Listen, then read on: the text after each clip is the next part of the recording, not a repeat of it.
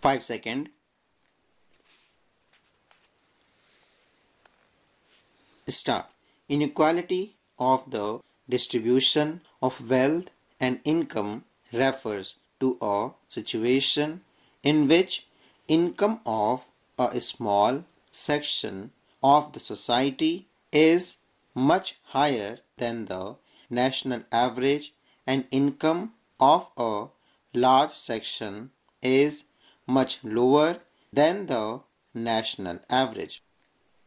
Problem of inequality in the distribution of wealth and income is concerned mainly with personal income and wealth, implying that income of some individuals is very high while that of a large number of persons is very low. We are growing in terms of the parameters of aggregate production and aggregate income, but are certainly not developing in terms of the parameter of quality of life of the residents of our country. Inequality in consumption expenditure refers to a situation in which a large percentage of total consumption expenditure is incurred by a small percentage of population and a small percentage of total consumption expenditure is incurred by a large percentage of population. Inequality of consumption expenditure shows that a large percentage of bottom population has to struggle to survive, whereas a small percentage of top population enjoys a lavish lifestyle. Regional inequality refers to inequality of growth process across different states in the country. Some states or regions are far more prosperous than the others. It points to lopsided development process. Regional inequality may strike at the very root of national integration. It need to be urgently addressed. It is pertinent to note that inequality tends to breed itself. It tends to multiply itself over time.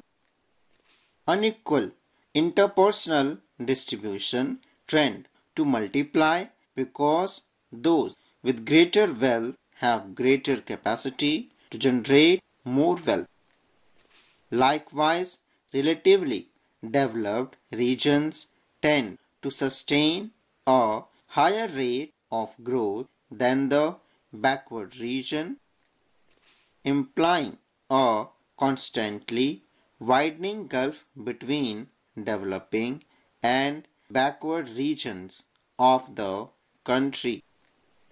Widening gulf in regard to interpersonal inequality or interregional inequality, if left to the free play of the market forces, is sure to assume diabolic proportions over time, as is evident in the Indian economy.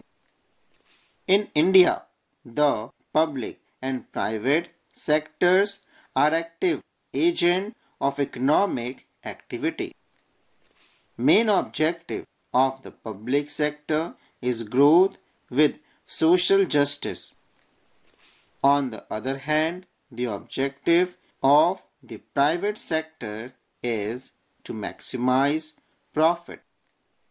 During the period of planning, whereas private sector has fully succeeded in achieving its objectives.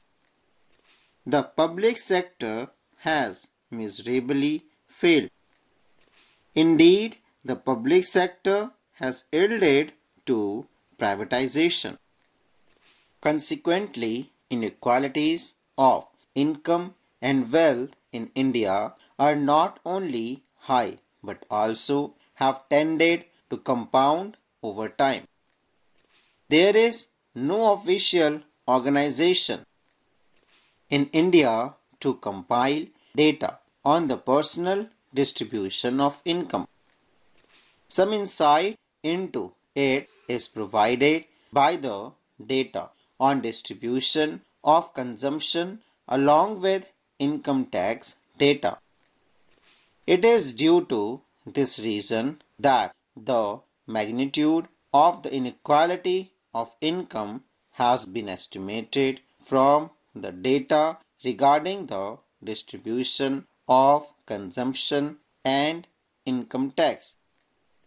In order to examine the distribution of income in India, a committee was appointed by the government under the chairmanship of Professor P.C. Mahalanobis. The report of the committee was published in 1964. Besides this committee, National Council of Applied Economic Research NCERT, Reserve Bank of India, World Bank, and many economists have undertaken important research studies relating to distribution of income. However, these studies relate to different periods of time and are based on different methodologies. The result of these studies, therefore, are not strictly comparable. Nevertheless, from these estimations, one can have a broad ideas about the pattern of income distribution in India. In India, there are inequality of income across rural and urban areas as well. Per capita income in rural areas is just about half the per capita income in urban areas. However, the gap between the rich class and the poor in rural area is not as wide as in urban areas. Inequality of asset holding is no less pronounced than the inequalities of income distribution or of consumption expenditure. Land holdings according to the 16th round of National Sample Survey 1960-61, 30% of small farmers owned 13% of agricultural land, while 10% farmers owned more than 56% of land and 20% of the farmers had no land at all.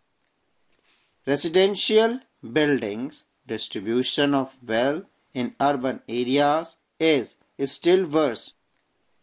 According to 8th round of National Sample Survey, upper 20% of households in urban areas own 93% of the urban land. Of these, the richest 5% households own 52% of the urban land.